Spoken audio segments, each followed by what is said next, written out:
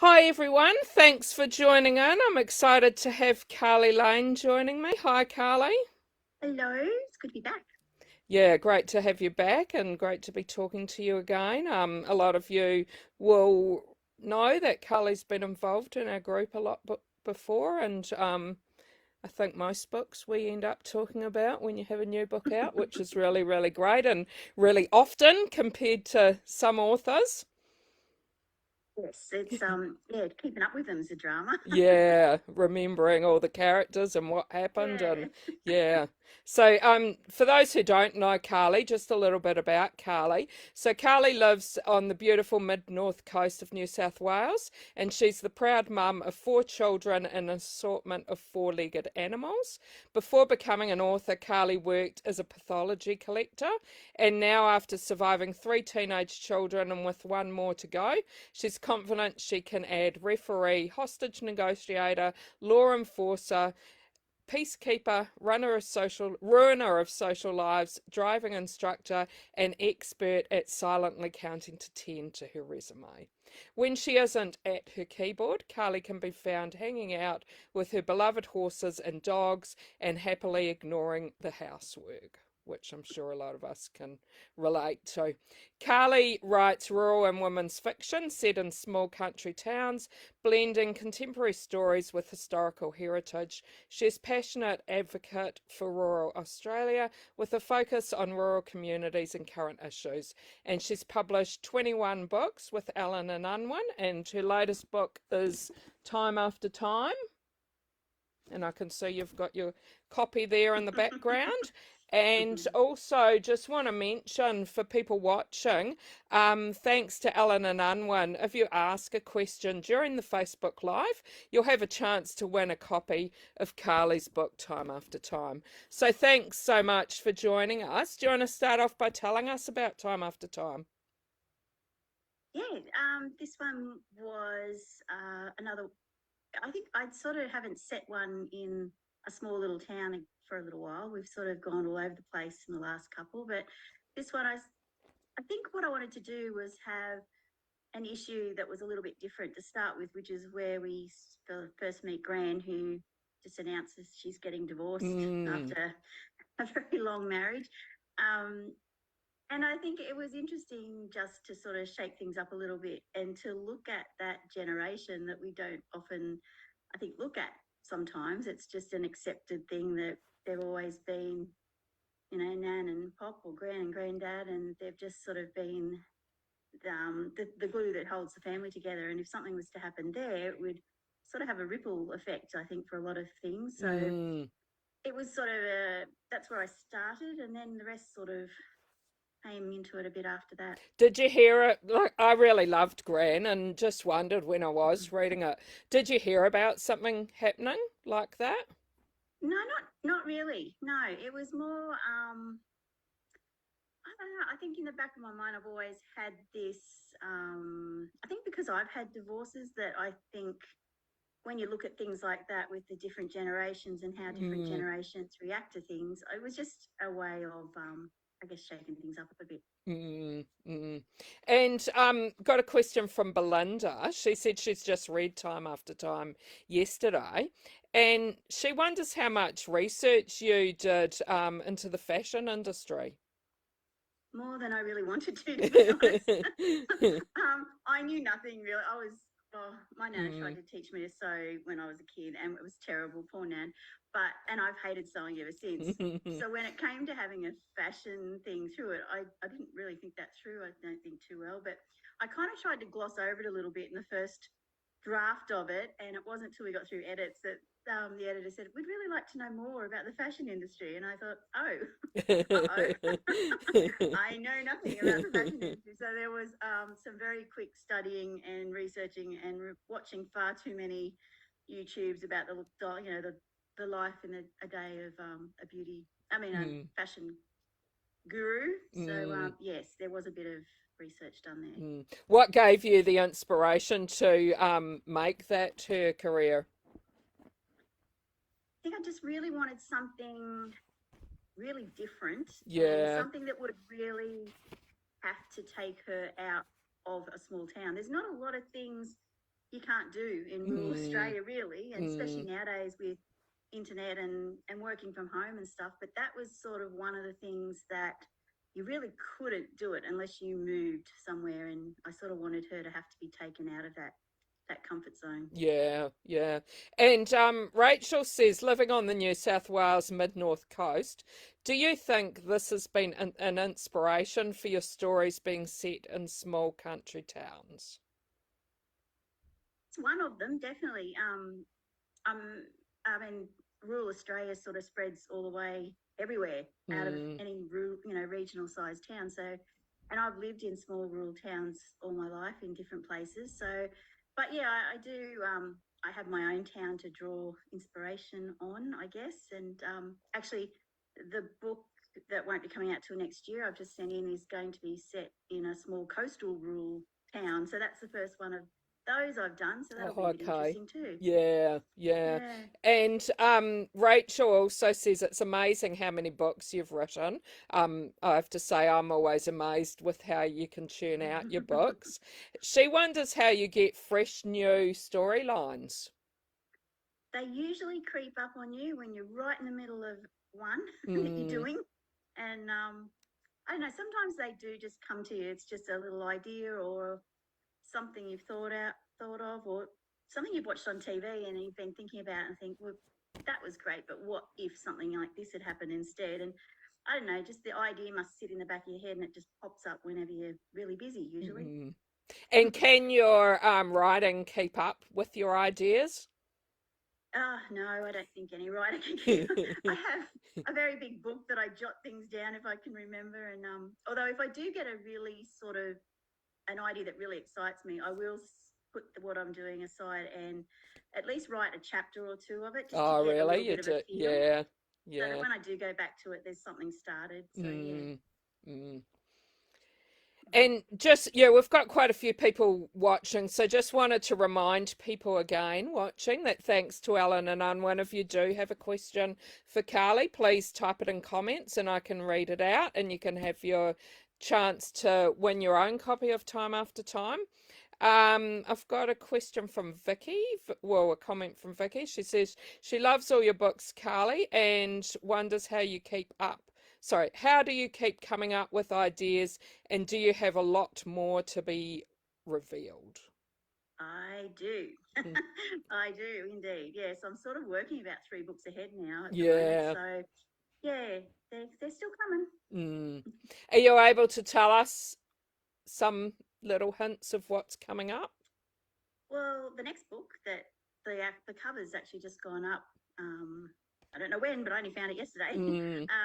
And that one will be out in December. That is about online dating in slightly older years and in a small country town. What could Okay. possibly go wrong? Yeah.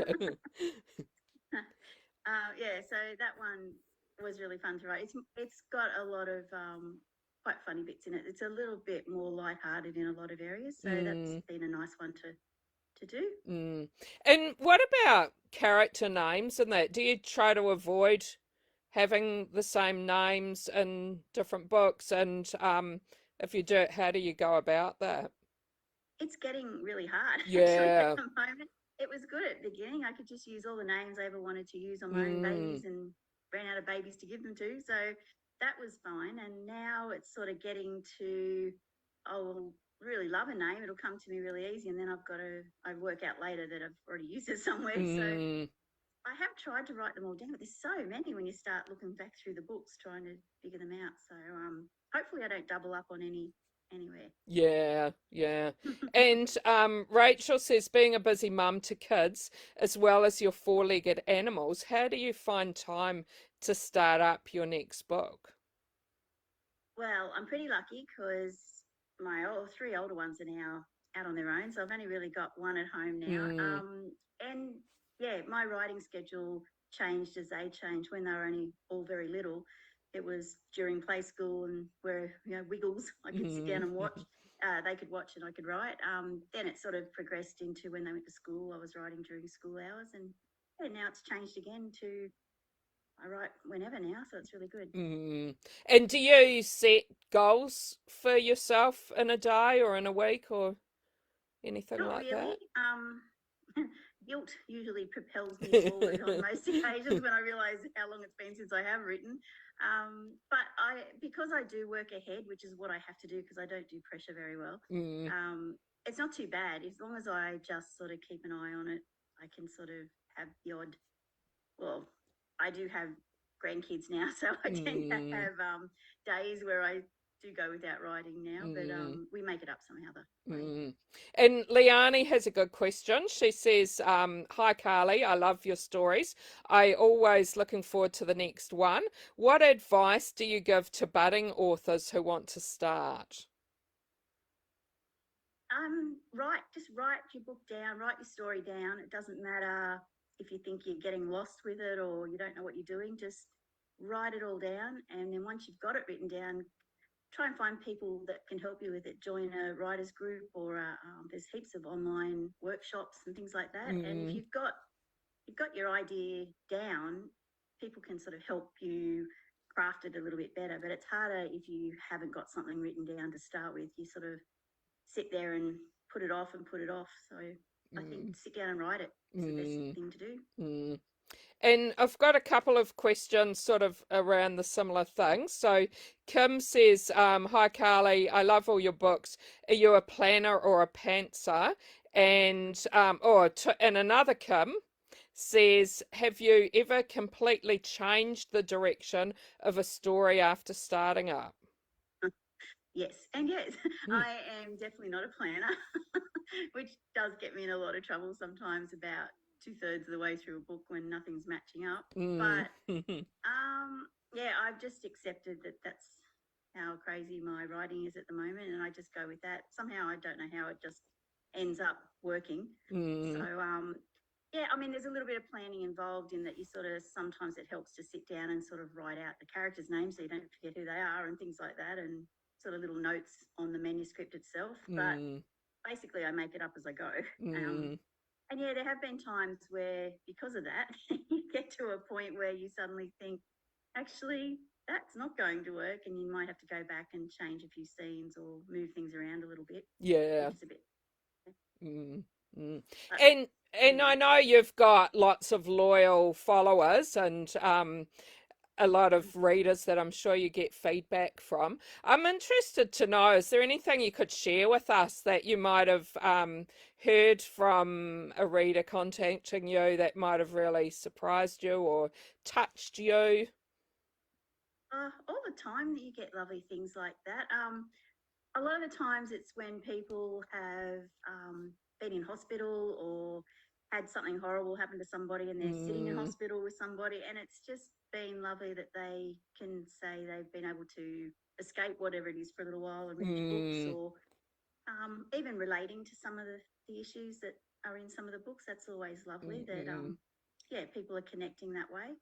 But I mm, think probably the biggest thing I'm always surprised at is the variety of my reading demographic. Like yeah, I have men and women and younger kids and older people. I have, mm, nursing homes are a favourite.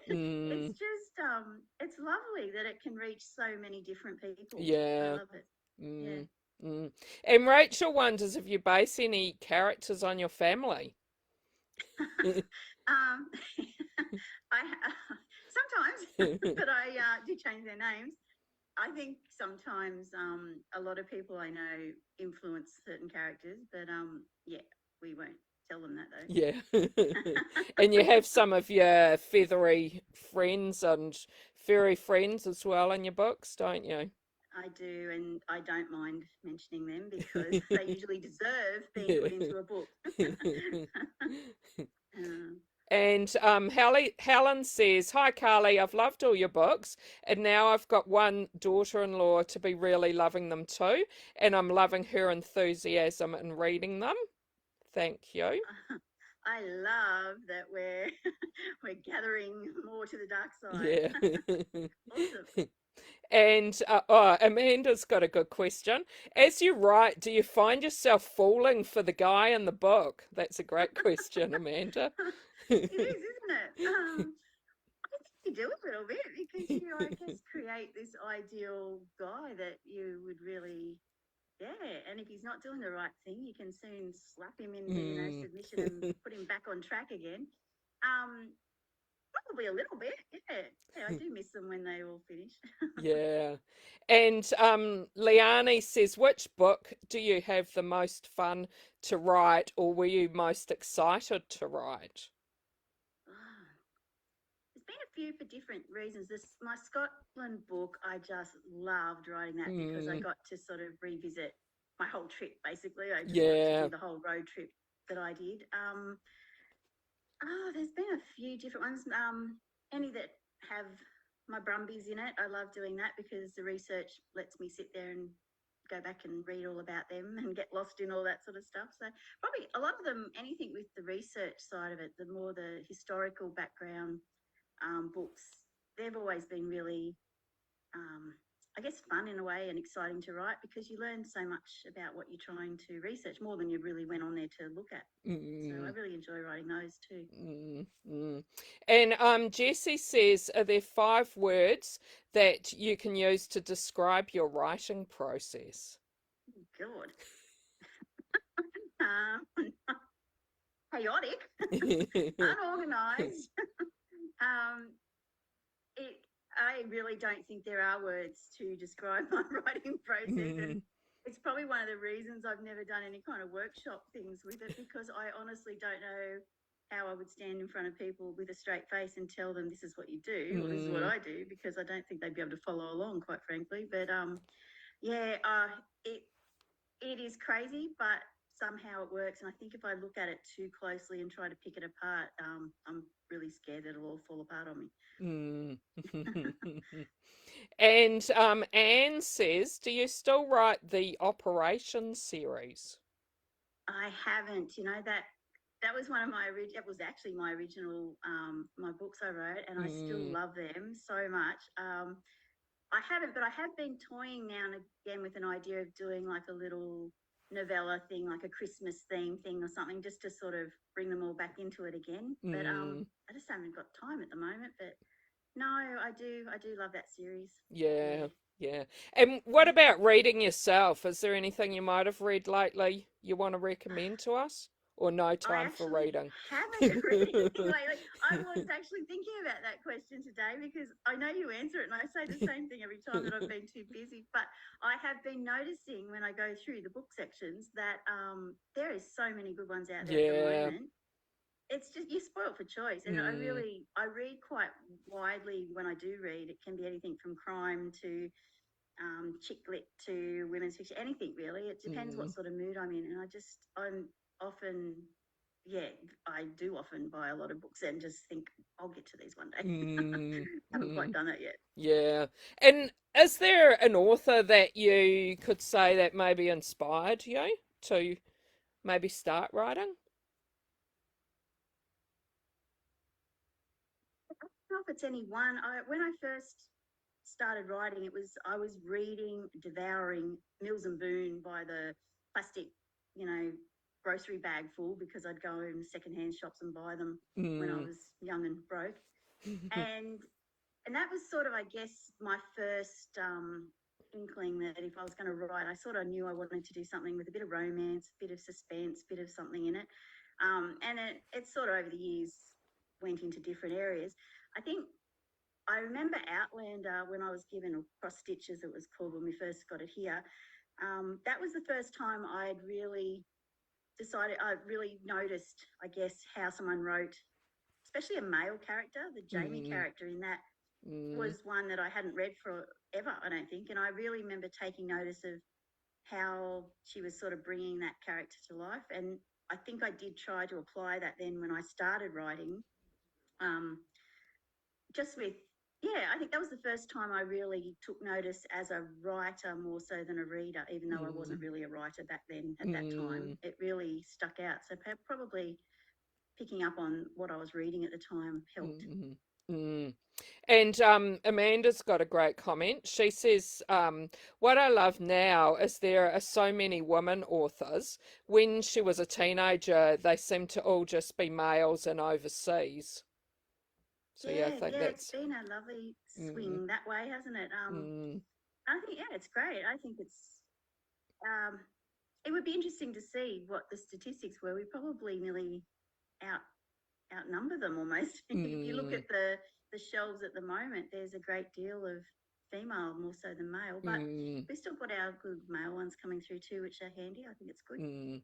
Yeah, Yeah, it's that's nice good to too. see though, actually, and the same with Australian themed novels. There, I can Mm, remember a time where you barely see anything that was written with an Australian location, and now we have a whole genre dedicated mm, to it, which I think's been the best thing ever. mm. Yeah. And what do you, when you're writing your books, is there something that you really feel that you hope readers will love about your books? I guess in the back of my mind, it's always my main female character. I like to sort of, I don't know how to put it, but I like the characters to be able to figure out their problem without necessarily having to, become macho or whatever, or just sort of ridiculously clever all of a sudden. It's just Mm, nice to have them realistic and dealing with issues and not necessarily having the most, satisfying outcome, but still finding a way around whatever the original issue was and coming out the other end a lot better for it. So having strong characters, but not over ridiculously strong where they need a gun and go rampoing through mm, the storyline or anything, mm, but just everyday sort of heroes, I guess, is what I try to get these characters to portray in the end. mm, mm. Yeah, and you do a great job with that. Like the characters are so relatable. Thank you. Mm. It's working. And what like we've mentioned you've written lots and lots of books, and you write two, sometimes even three, I think, a year. Um, do you find that the more you write, it gets easier, or does it actually get harder because there's more pressure to do better than your last ones? um, it's I do notice a difference in my writing, I guess, from my first few books to now. Mm, I guess that's just like anything, the more you do it, the better I guess you get at it. But I don't actually each time a book comes out, I'm still nervous and wondering if this is going to be one everyone hates or something. So mm, it's always really lovely when people are saying this is the best one yet, because it's always a nice surprise and a relief, mm, and you think, oh well, that's really good. But I don't think I've sort of set out to make them necessarily any better. That's just that I guess, I don't know, the storylines sort of appeal to different people, and mm. yeah, so it's not really pressure. I mean, I guess it's always the pressure you put on yourself that you're just going to hope each book is liked as much as the other ones were. Yeah, yeah. And it's like the last few years, there haven't been as many in-person events, but that's starting to now become a lot more. I've seen there's a lot more festivals and um, things going on like that. Have you got Mm. anything planned where people can see you? I have done a few little ones this year, which has been Mm, lovely. There is one coming up in South Australia. I haven't got all the details with me at the moment, but I'll be doing that with a little panel, and that'll be really lovely. I think we're only doing one place at a winery, but oh, I will nice. put more stuff up Sounds when I good get the though. details. Yeah, It does sound good. They yeah. had me at winery. So yeah, there's that one coming up. That's about the only one I think I've got for the rest of the year. But hopefully next year, yeah, things will start picking up. They Yeah. have been since the end of last year. I've started doing a couple, which I haven't done for probably nearly 2 years, which was really Mm. sad. Yeah. Yeah. And oh, Leonie said where your event is. Thank you, Leonie. I knew I She's should have wrote that down. she said it's at is at Balaclava High School on the 5th of October. It's not even a wine It bar. You wasn't even. lied. I'll be taking that up with her. Maybe there'll be uh, wine there. maybe. There better be. Oh dear. And Kim wonders if you're going to self-publish any more books. I know, was it last year you self-published a book? Yeah, accidentally working class. That Mm, was, and that was kind of by accident because that was going to be one of my books, but it turned out to be a little bit more chick lit than women's fiction apparently. So it didn't apparently fit my genre. So we had to. I didn't really want to just put it away. mm, So I ended up self-publishing that one, but I haven't sort of. It takes a bit of time to sort of dedicate a book to do self-publishing with, mm, ideally. So I haven't really mm. had time to do that. But it was just good luck, I guess, that it wasn't accepted because I could put another one out. Yeah. But yeah, I do miss it because it's lovely to have that control over your covers and Mm, what you want to say about it and mm, where you want to put it and all sorts of things. But mm. yeah, hopefully one day again I'll be able to do another one. Yeah. And Kim has an interesting question. Have you changed anything in your writing or writing techniques as you've moved into different life stages? Yes, they've probably got more bitter, cranky old women. um, I do find that, yeah, you do use your life experience a lot more. The dating app one actually was written last year, and I actually was going through that myself. So Mm. that was kind of interesting. I actually went on a dating app for research.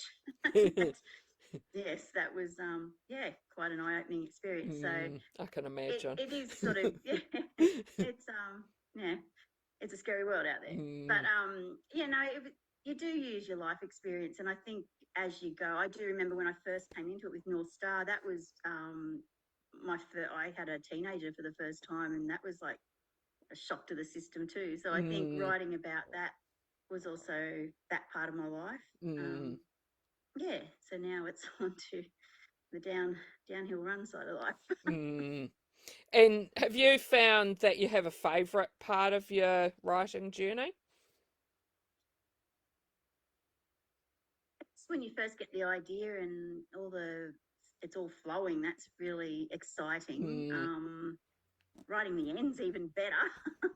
But I think all the stages, other than if you get a bit of writer's block, is really has their own little special parts to it. yeah, So yeah. it's just sort of the process. Mm. Yeah. And if you do get writer's block, is there anything that you find that helps you get out of that? For me, I start something different. I either go to one that I'm already writing, Mm, a different book, or start a new one. I know that there's a lot of people, a lot of writers that can't do that. mm, They don't like getting out of that headspace. But I think sometimes it's just having a break from it. And for me, it's writing something different for a little bit and then going mm, back to it. mm. And any pastimes that you like doing when you're not writing? Uh, between writing, I think mostly in the animals, I'm sort of yeah, it's just lovely. I'm quite happy being a homebody, actually. I love Mm, being at home. I love traveling when we get the mm, chance and things like that. It's good to go somewhere different. And I find if I do, even if it's going down to a writers' festival or something in an area I haven't been before, I often find that's really great because I come home with like a new idea for a setting mm, or I tuck it away for later. And if I'm wondering where to put this book, I think of that area or something. So I mm, do love doing that sort of exploring and traveling and stuff. But mm, yeah, mostly I'm quite content sitting at home and watching my horses and mm. yelling at the dogs and Yeah. guinea fowl. Yeah. Well, thanks so much for chatting with me. Hope anyone watching who hasn't read Time After Time goes out and gets their copy. And we look forward to seeing more of your books as well. And hope I can talk to you about more of your books. I'll be back. Yes, it'll be lovely. Thank you. And thanks for all the questions. We had some great questions. Thanks. Gee, thank you, everyone. That was lovely. Thanks. Bye, everyone.